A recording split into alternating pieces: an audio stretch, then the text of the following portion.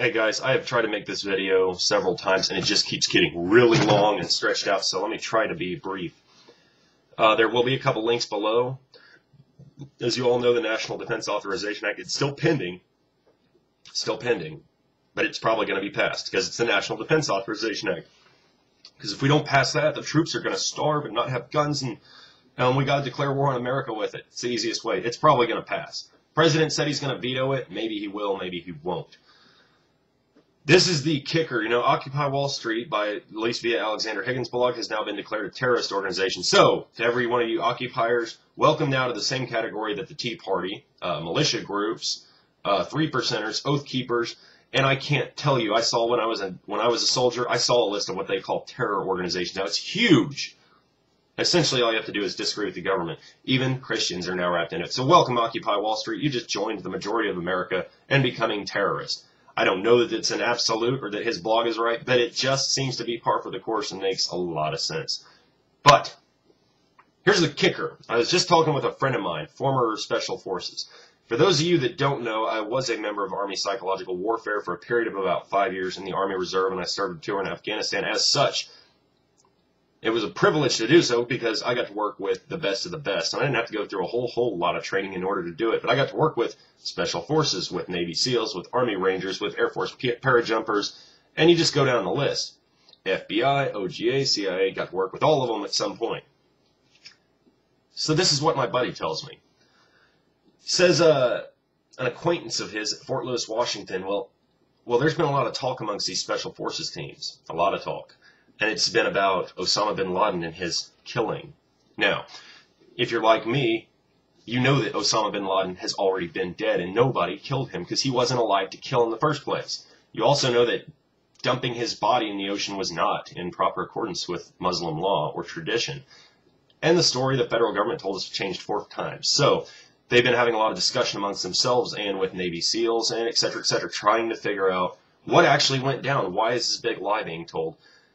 And the thing that my friend is telling me, and it's hearsay, but it's a good source, he's telling me that, they're all realizing this giant lie, this has some play. There's a reason they told this giant lie. Since it was a giant lie, they're just reaching out there trying to figure out why.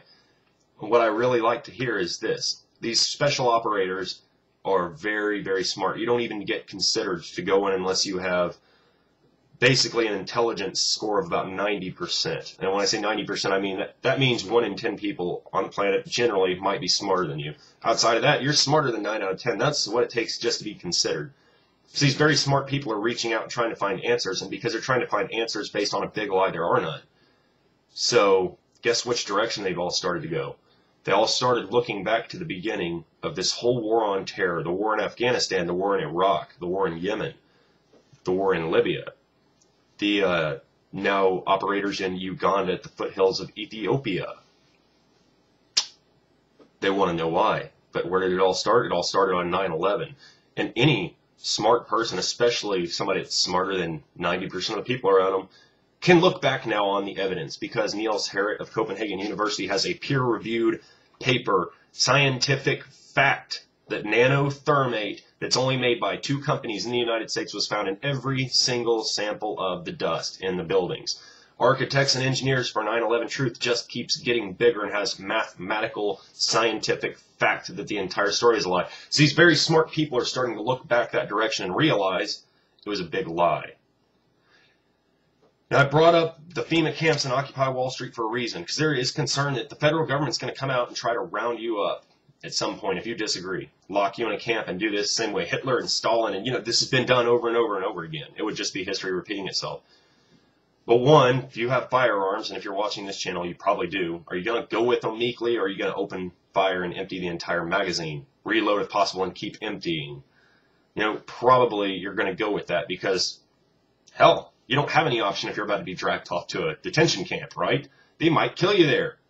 It's defense of your own life and freedom. You have every right to it. Even biblically, man comes into your house, kill that man. So you've got that. These special operators, the Special Forces, Special Operations was created by John F. Kennedy. John F. Kennedy, if you've listened to his speeches, knew something was up. He did talk about a grand conspiracy, and he did not say it was communism. He knew what was going on. John F. Kennedy created Special Forces, Navy SEALs, all these special operations units. So he also has a directive that goes from one team sergeant to the next to the next. Only the enlisted guys, not the officers. And that directive is simple. If the federal government goes rogue, every enlisted team sergeant, the man in charge, must have a plan. They must have a plan in place if the government goes rogue to deal with that situation. Special Forces trains guerrillas and insurgents.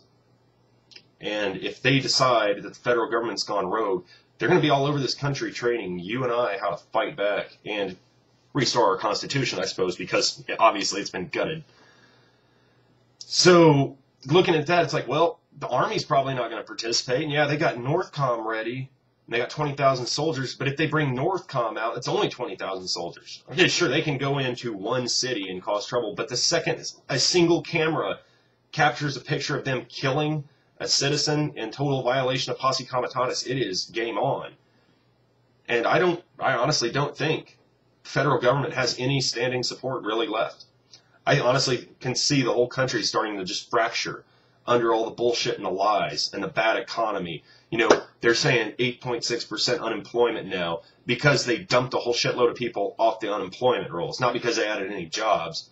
And they kind of did that right in our face. And, you know, Fast and Furious, it's not a conspiracy theory anymore that we deliberately sold firearms to Mexican drug cartels so that they could later use it as an agenda to take our weapon rights away to protect Mexico. And it's even coming to light that DEA is laundering drug money for the cartels. So for what, the third time in the last 30 years, the federal government's getting caught handling drug money? No big surprise. The thing is, it's coming as a surprise to a lot of people that this is how bad it really is. The whole thing's fracturing. I don't know where it's going to go from here, but I tell you right now, they can activate 600 FEMA camps. They can try to get the military ready, but they're losing. They are losing their support base based on their lies. And hey, congratulations, America. There hasn't been any ridiculous uprising. Occupy Wall Street has done a really good job of not losing their shit. The Tea Party did a good job. Everyone's been doing, you know, the Martin Luther King passive resistance. It seems to be working. And the federal government's scared. They're trying to turn Americans against Americans in order to protect themselves and I suppose bring about this whole New World Order. But the whole thing seems to be falling apart at the seams. I will tell you this, if anyone is ever going to round Americans up, lock them in detention centers, and start terminating them, the only, and I mean this, the only force in the world I see possible to come in here and do exactly that is the Chinese army. And that's it. That's the only organization I see in the entire world, but getting them here is going to be a bitch. I'm not worried about it, but I am telling you, it's been 3 years now. 3 years I've been awake, and I knew this was coming. I knew this was coming. But to see it all falling apart at the seams right when they seem to be getting close to their end game, it's kind of nice. I don't think the U.S. federal government has even the resource or the capability or anything to implement any kind of total tyranny here. I think they've been trying hard. I think they're failing a lot. And I think every day that we step forward now, their failures are getting bigger and more apparent to every human being that even wants to know.